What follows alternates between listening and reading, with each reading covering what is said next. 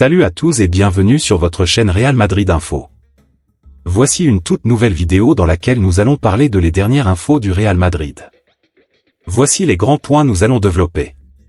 Premièrement, décision fracassante des Merengues avec Brahim Diaz. Ensuite, Arda Güler bat un record dingue de Cristiano. Et, le calendrier de la Liga et les dates du Classico. Et d'autres infos du Real Madrid. Je vous explique tous dans quelques secondes. Donc, restez jusqu'à la fin de la vidéo pour ne rien manquer. Mais avant tout, abonne-toi si c'est la toute première fois que tu nous suis sur cette chaîne, et activez la notification afin d'être à la une de toutes nos vidéos d'actualité comme celle-ci, donc n'hésite pas à lâcher un gros pouce bleu et quitter votre commentaire. Si c'est fait les amis, on y va. Real Madrid, une offre londonienne de 35 millions pour Güler. Arda Güler, jeune prodige turc du Real Madrid, fait l'objet d'une attention particulière de la part d'Arsenal. Selon Defensa Central, Mikel Arteta, l'entraîneur des Gunners, est particulièrement intéressé par le joueur et aurait fait une offre de 35 millions d'euros pour le recruter cet été. Cependant, il semble que Florentino Pérez, le président du Real Madrid, n'ait aucune intention de laisser partir Güler. Le club merengue voit en lui un potentiel immense et souhaite le conserver pour les saisons à venir. À seulement 19 ans, Arda Güler a déjà montré son talent avec 6 buts en 10 apparitions en Liga cette saison. Recruté l'été dernier pour 20 millions d'euros, Güler est sous contrat avec le Real Madrid jusqu'en juin 2029. Sa performance sur le terrain et son potentiel de croissance font de lui une pièce importante pour l'avenir du club. En résumé, bien qu'Arsenal soit prêt à débourser une somme importante pour Arda Güler, le Real Madrid est déterminé à le garder et à continuer de développer son talent au sein de l'équipe. L'autre information. Le Real Madrid envisage d'accueillir Alexis Mac Allister, un milieu de terrain argentin talentueux, pour renforcer son effectif. Actuellement à Liverpool après un transfert de Brighton pour plus de 40 millions d'euros, Mac Allister a rapidement impressionné en Premier League. Ses performances ont attiré l'attention des grands clubs européens, dont le Real Madrid. Selon TIC Sport, le Real Madrid montre un fort intérêt pour Mac Allister. Cependant, toute transaction ne serait envisagée qu'après les départs potentiels de joueurs clés comme Toni Kroos et Luka Modric, prévus dans un an. Cette stratégie vise à assurer une transition fluide dans le milieu de terrain madrilène, en intégrant un joueur dont les statistiques récentes sont prometteuses, 6 buts et 7 passes décisives en 45 matchs cette saison.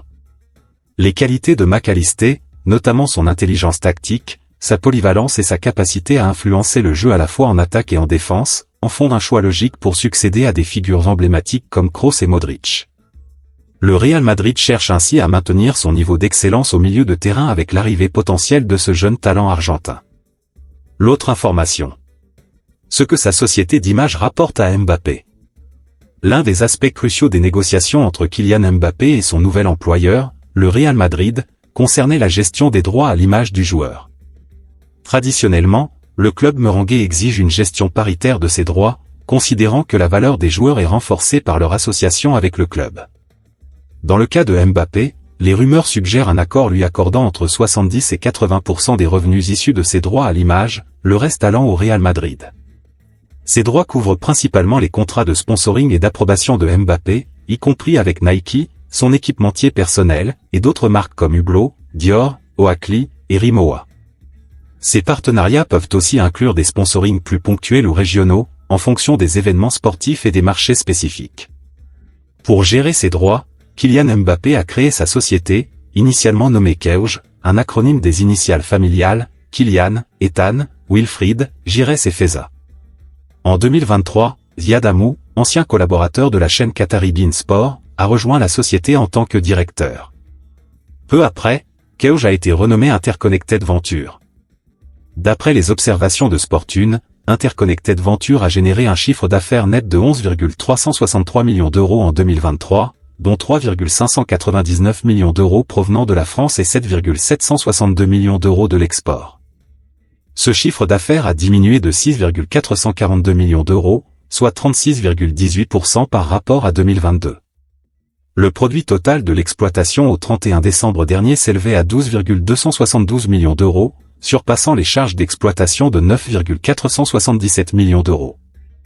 En fin de compte, Interconnected Venture a enregistré un bénéfice net de 2 214 354 €, en léger retrait de 915 825 €, 29,26% par rapport à 2022. La société compte 11 collaborateurs, dont 6 cadres et 5 employés. L'autre information. Pourquoi le Real Madrid s'inquiète pour le nez de Mbappé?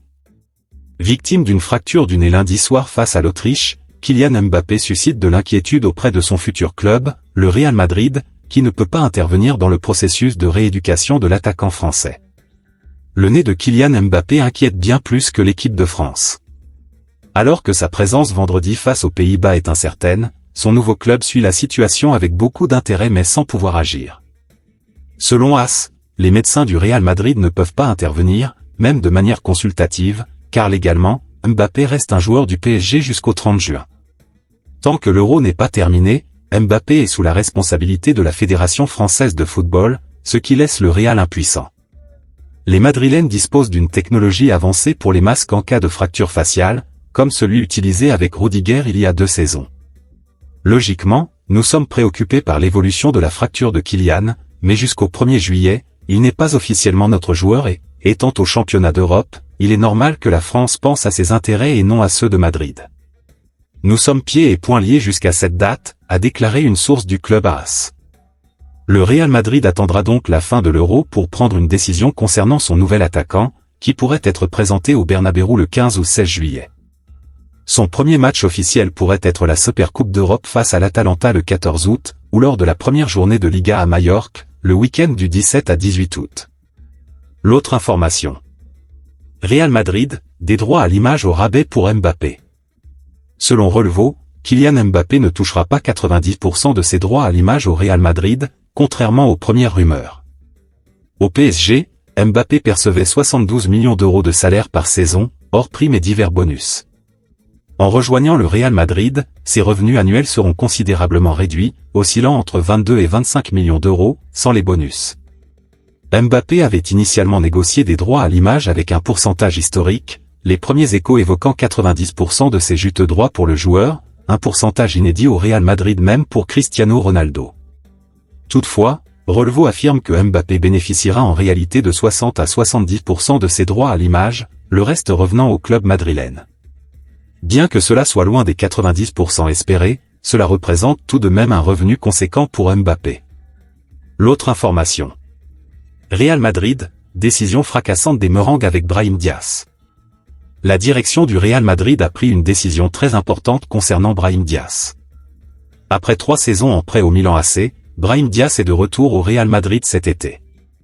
Le milieu de terrain de 24 ans a vécu une saison mouvementée, marquée par sa décision de représenter le Maroc en sélection. Sur le terrain, il a été performant avec les Merengues, inscrivant 12 buts et délivrant 8 passes décisives en 44 matchs toutes compétitions confondues.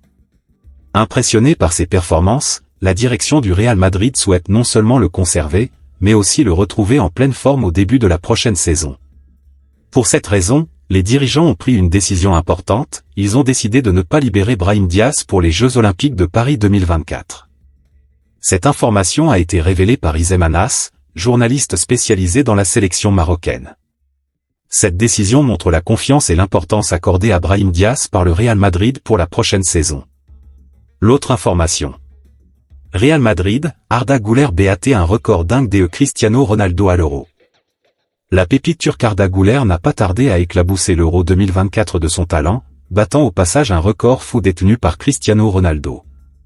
Ses apparitions avec le Real Madrid en deuxième partie de saison avaient déjà révélé le potentiel très prometteur d'Arda Güler. Naturellement, le milieu offensif turc était très attendu pour son coup d'envoi à l'Euro 2024, où il est considéré comme une valeur sûre de la sélection turque. Et Güler n'a pas déçu. Il a rapidement marqué un but incroyable avec une frappe limpide du gauche, permettant à la Turquie de s'imposer contre la Géorgie 2-1. Ce but n'est pas seulement important sur le plan comptable et magnifique esthétiquement, il est aussi synonyme de record hors norme. En effet, Arda Güler devient le plus jeune joueur à marquer pour son premier match dans un Euro, détrônant Cristiano Ronaldo qui avait marqué à 19 ans et 128 jours. À 19 ans et 114 jours, Güler fait encore plus fort. L'autre information. FC Barcelone Real Madrid, le calendrier de la Liga est les dates du Classico connu. Ce sera une fois encore un double rendez-vous très attendu par tous les amateurs de football. On parle ici du traditionnel Classico, en Liga, entre le FC Barcelone et le Real Madrid. On connaît les dates lors de la saison 2024-2025. Telle est désormais la règle. Dans certains pays, et l'Espagne ne fait pas exception, les ligues professionnelles de football divulguent quelques dates majeures du calendrier avant que ce dernier soit communiqué dans son intégralité. Et lorsqu'on évoque la Liga, on pense bien entendu au Classico, opposant les deux clubs phares, le FC Barcelone au Real Madrid. Les dates pour la saison prochaine sont tombées. Première manche le week-end du 27 octobre à Madrid, au stade Santiago Bernabéu pour le compte de la 13e journée. Seconde manche, le week-end du 11 mai lors de la 35e journée. Rencontre qui devrait se jouer au Camp Nou, en travaux depuis des mois, et non au stade olympique.